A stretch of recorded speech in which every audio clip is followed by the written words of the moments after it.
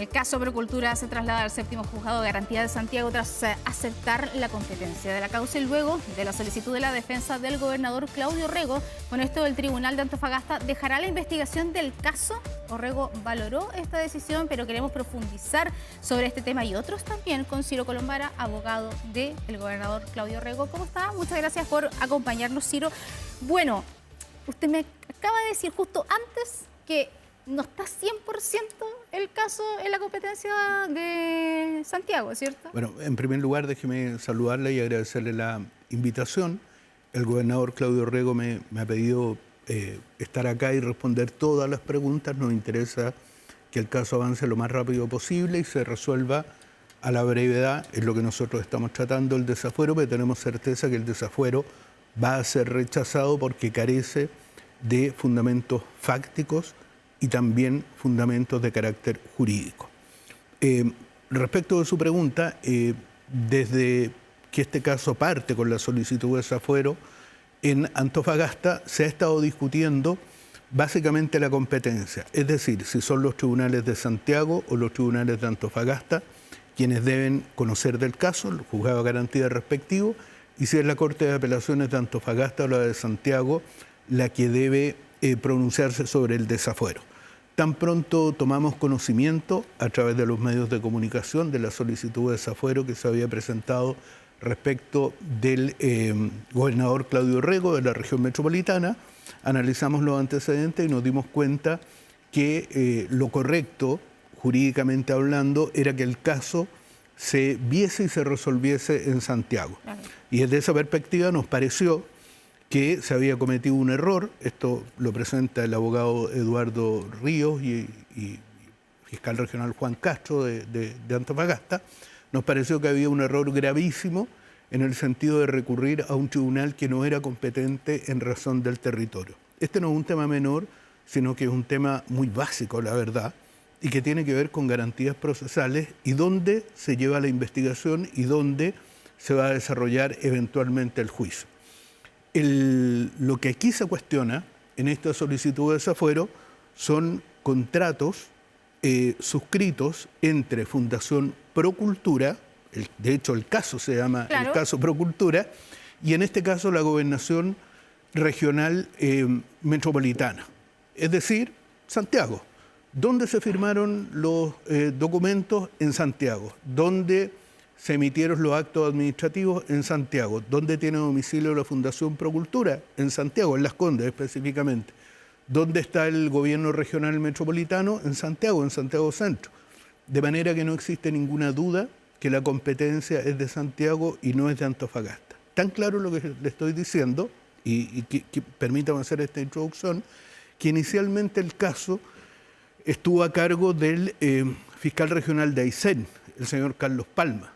Claro, pero fue una situación ahí que hubo que sacarlo de la investigación. Salió el caso, fue formalizado la semana pasada y se le asignó al fiscal de La Serena, quien también salió y finalmente se le asignó al señor Juan Castro de Antofagasta, que es quien está impulsando este desafuero. Pero fíjese usted que cuando se pidieron medidas intrusivas por parte de la Fiscalía Regional de Aysén, ¿sabe dónde lo hizo?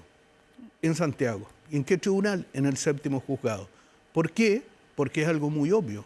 El caso debe ser conocido por los tribunales de Santiago. Claro. En este punto, nosotros no tenemos una explicación razonable, ni somos quienes debemos darla, para que haya habido una contradicción tan flagrante dentro del mismo Ministerio Público, en que la Fiscalía de Aysén entiende correctamente que este caso debe llevarse en Santiago, mientras que los abogados Río y Castro de Antofagasta, de la Fiscalía de Antofagasta, entienden erróneamente que debe ser llevado en Antofagasta. Frente a eso, nosotros solicitamos que se suspendiera la audiencia de desafuero y se resolviera la competencia.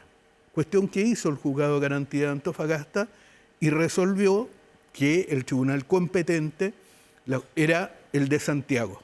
Y no solo eso, fíjese, sino que además, en algo absolutamente excepcional, condenó en costas a los solicitantes, a los abogados Ríos, Castro, en definitiva tendría que pagar el Ministerio Público, porque era absolutamente infundado lo que estaban planteando. Usted me decía que no estaba 100% Frente a en eso, Santiago. Frente a eso, y en una posición que no entendemos, presentaron un recurso de apelación, nuevamente en Antofagasta, el Ministerio Público, los abogados Río y Castro. Y la verdad es que el código, esto es bien técnico, pero es indiciario de la debilidad del caso de fondo.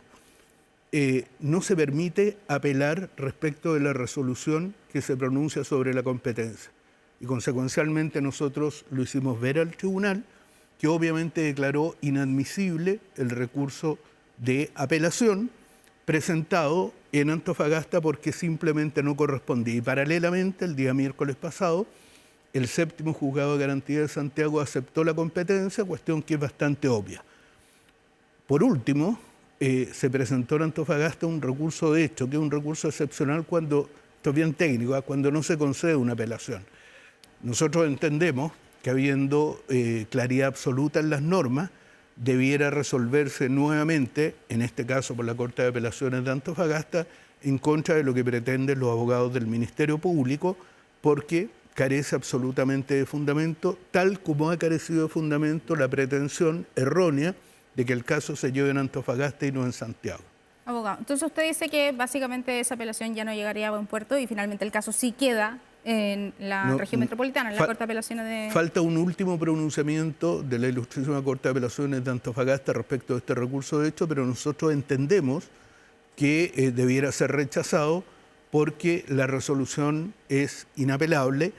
Y déjeme reiterarle que hasta ahora todas las decisiones judiciales nos han dado la razón, incluso han sido condenados en costa, y nos parece que si uno se equivoca respecto a una cuestión tan básica como es dónde debe solicitar el desafuero, creo que eso explica también en parte por qué se cometió un error tan grande de presentar un desafuero, una solicitud de desafuero, que carece absolutamente de fundamento. ¿Por qué usted dice que carece de fundamento y que usted cree que ese desafuero finalmente no se va a dar? Se lo explico de inmediato. Si uno lee la solicitud de desafuero, bastante extensa, pero bastante pobre en cuanto a argumentos jurídicos y en cuanto a los razonamientos de hecho, lo que va a advertir es que lo que se pretende imputar al gobernador señor Claudio Orrego son hechos jurídicamente irreprochables. Es decir, se cumplió absolutamente desde el punto de vista del derecho administrativo con todos los pasos que debían darse respecto de una contratación de este tipo. Pero el trato directo estaba, exacto. La asignación directa, digamos, estaba dentro de la norma. Usted lo ha dicho. Ya. Se quiere presentar como irregular una contratación mediante trato directo en circunstancias que esto está contemplado expresamente en la ley y se hace todos los días en distintos lugares de Chile en la medida en que corresponde y en este caso en particular correspondía una contratación en los términos administrativos que se dio. Tanto es así que pese a que la Contraloría ha emitido un informe de carácter general y que pretende presentarse como un informe condenatorio, lo cual es falso, los actos administrativos que se están cuestionando indirectamente mediante esta solicitud de desafuero son plenamente válidos hasta el día de hoy y lo van a hacer porque no hay reproche alguno que hacer. Lo que se pretende sostener veladamente y sin fundamento, reitero, es que habría habido una asignación a dedo y un perjuicio y el no cumplimiento a una fundación que no tendría la experticia para desarrollar lo que se le estaba asignando, que no se habrían cautelado los intereses fiscales y que no se habría cumplido con aquello que estaba encomendado. Y esas afirmaciones son falsas. En primer lugar, en este caso, yo no soy el abogado de Fundación Procultura, pero basta leer los antecedentes y los documentos para darse cuenta primero que la asignación no la hizo el gobernador regional, señor Claudio Orrego, solo porque sí y sin preguntarle a nadie. Lo hizo con el acuerdo del Consejo, de todos los consejeros regionales de manera unánime. En segundo lugar, la fundación que agrupaba o coordinaba el trabajo de otras fundaciones, claramente sí tenían la experticia, al igual que las otras fundaciones, Todo Mejora, por ejemplo, y otras fundaciones especializadas en este tema, de manera que no existe ninguna duda que la asignación desde esa perspectiva fue correcta. El encargo también fue cumplido, al menos en buena parte, y el gobierno regional tomó todas las precauciones para que no hubiera perjuicio fiscal. Hay pólizas y hay un juicio en que esperamos. Seguros que no se han pagado todavía. Exacto. En ese punto el Consejo de Defensa del Estado representa a la gobernación regional respecto a una compañía, Aspor, que nosotros entendemos, de acuerdo a la información que conocemos, que en definitiva el Consejo de Defensa del Estado tiene la razón y consecuencialmente deberá pagarse por parte de la compañía de seguros, de manera que no se puede sostener de manera seria que haya o vaya a haber un perjuicio fiscal. En ese punto, el análisis del Consejo de Defensa del Estado es muy claro. Y déjeme agregarle otro elemento que también se ha discutido y que se ha pretendido descalificar como una decisión. Fíjese que el Consejo de Defensa del Estado, de manera unánime, a través de su comité penal, analizando todos los antecedentes, llegó a la conclusión de que no debía interponer querella en contra del gobernador Claudio Rego. ¿Y por qué razón? Lo dijo el mismo presidente del Consejo de Defensa del Estado, de manera abierta, pública y transparente, porque los hechos no son constitutivos de delito. Fíjese entonces que aquí los únicos que sostienen que habría delito son los abogados Castro y Ríos de Antofagasta, de la Fiscalía de Antofagasta, pero hasta ahora los tribunales, de manera sostenida, nos han dado la razón en la discusión respecto de la competencia. El órgano especializado, que tiene una tradición republicana y que no creo que vaya a ser cuestionado en este punto, algo se ha intentado decir, de manera unánime concluyó que no debía interponer acciones penales porque el gobernador Claudio Rego no había cometido ninguna irregularidad de carácter penal.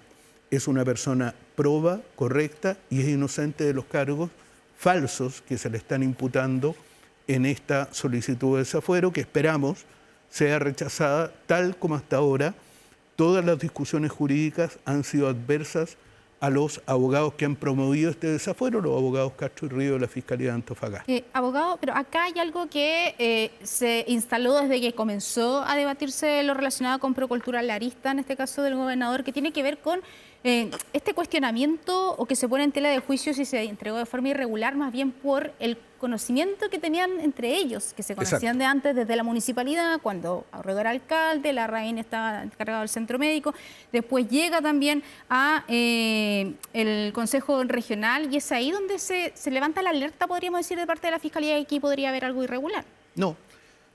No se levanta la alerta en ese minuto. Aquí lo que ocurrió es que efectivamente el gobernador Orrego conocía al señor Larraín, médico psiquiatra, al igual que a innumerables profesionales en todo Chile, producto de su larguísima trayectoria en el ámbito público y en el ámbito privado. Ha sido intendente, ha sido ministro, sí, ha sido alcalde.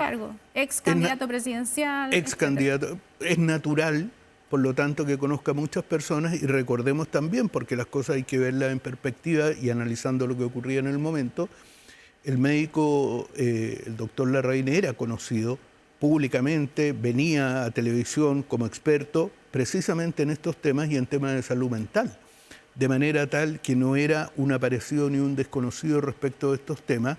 Y por otro lado, y fíjese que se reconoce en la solicitud de desafuero, se convoca una reunión no solo a Procultura, sino también a otras fundaciones especializadas en el tema, y todas ellas coinciden que quien tiene la capacidad institucional o administrativa para un proyecto de esta naturaleza respecto de la región más grande del país, como es la región metropolitana, era Procultura, en la medida en que trabajase en conjunto con otras fundaciones especializadas y que no admiten ninguna discusión en cuanto a su especialización en el tema. Estoy pensando Todo Mejora, la Fundación Cathy Summers y otras que fueron parte de este proyecto y que han declarado sosteniendo que se cumplieron todas las exigencias desde el punto de vista administrativo y todos los pasos para la asignación del contrato y de los recursos. Pero esos antecedentes fueron omitidos de manera deliberada en la solicitud de desafuero, de manera que solo se acompañaron antecedentes interpretados de manera tendenciosa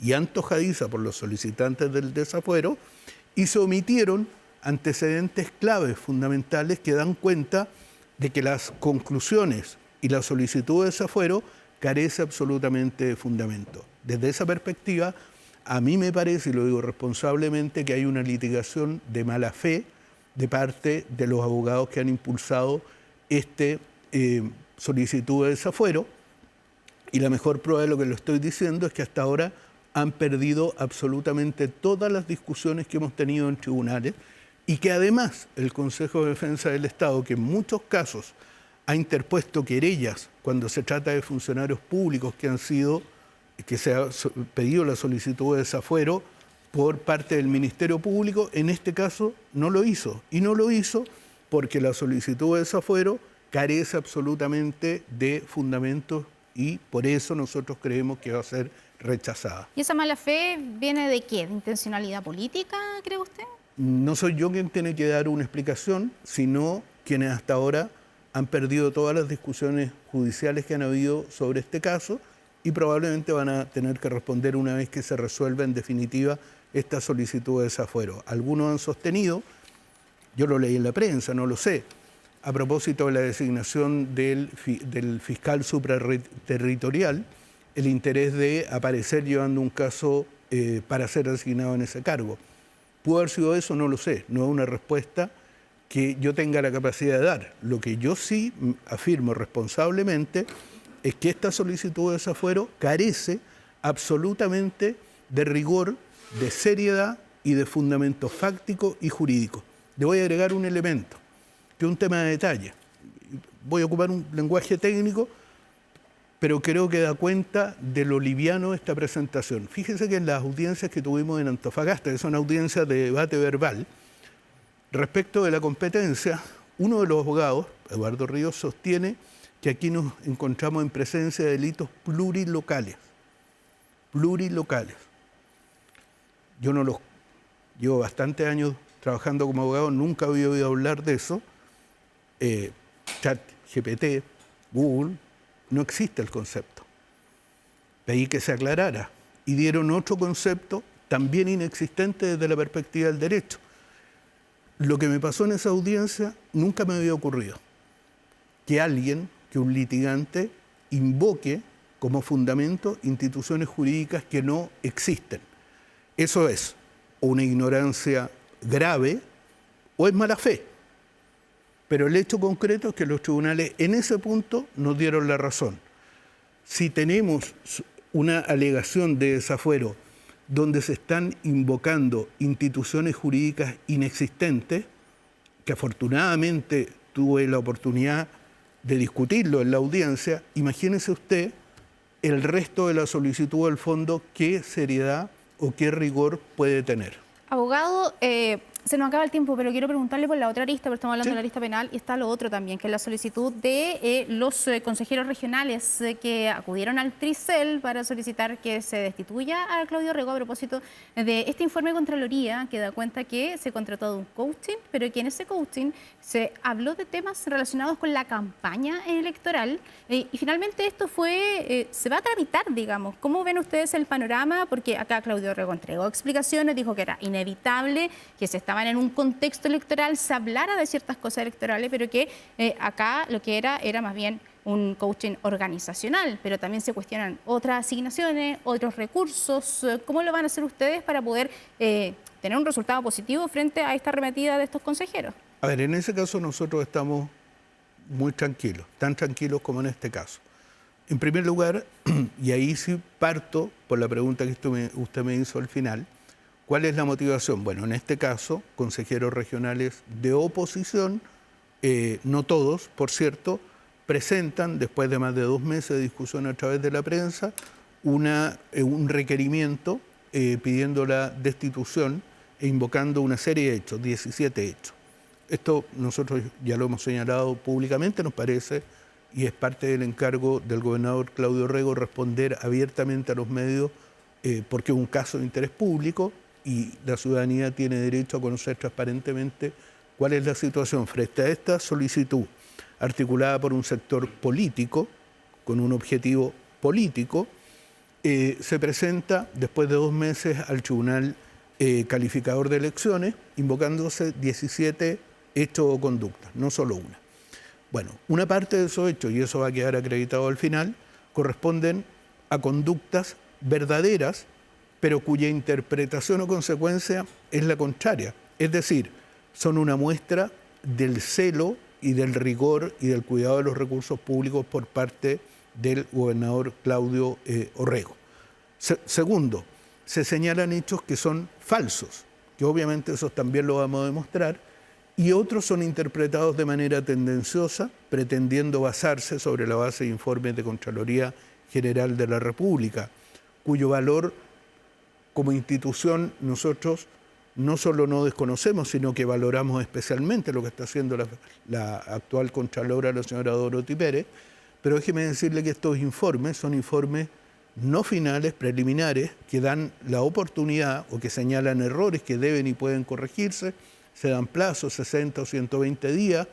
Entendemos que se está discutiendo, se están planteando antecedentes, de manera que se ha pretendido erróneamente sostener que sobre la base de informes de Contraloría, informes no finales, por decirlo de algún modo, se configurarían irregularidades administrativas o infracciones a la ley que permitirían la destitución, y eso es un error y no le quepa duda que en definitiva así lo vamos a demostrar y vamos a obtener también una sentencia favorable en el tribunal. Muy bien, Ciro Colombara, abogado del gobernador Claudio Orrego, muchas gracias por conversar con nosotros. Muchas gracias a ustedes por la oportunidad de poder explicar transparentemente hechos que han sido manejados tendenciosamente por quienes han impulsado estas acusaciones. Muy bien, que esté muy bien.